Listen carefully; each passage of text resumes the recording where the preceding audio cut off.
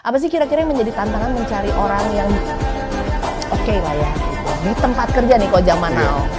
Kalau misalnya tantangannya tergantung dari orang yang kita pengen rekrut sih. Tugasnya itu untuk apa?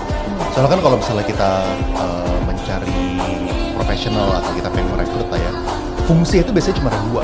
Dan kebanyakan orang tuh sebenarnya nggak sadar bahwa mereka tuh kalau bisa merekrut cuma ada dua fungsi.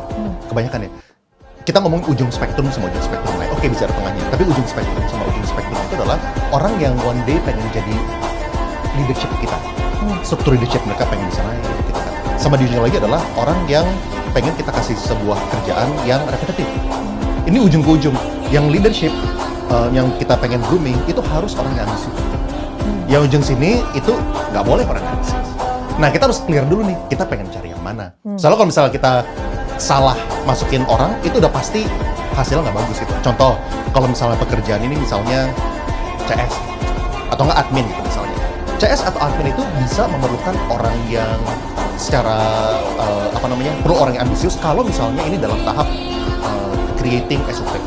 Misal kita baru membuat divisi ini, kita butuh orang yang ambisius itu. Tapi kalau misalnya SOP udah jalan, ini repetitif terus, nggak ada perubahan, nggak ada inovasi, kita butuh orang yang satisfied dengan repetitif job gitu.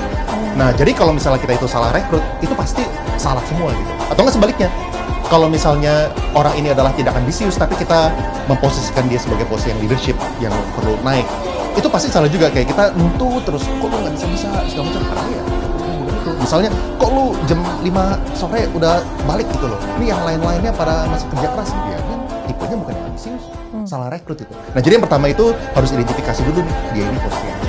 Nah, kalau misalnya kita udah rekrut tipe yang ambisius, kitanya ini harus memberikan dia ruang gerak dan juga insentif yang sesuai.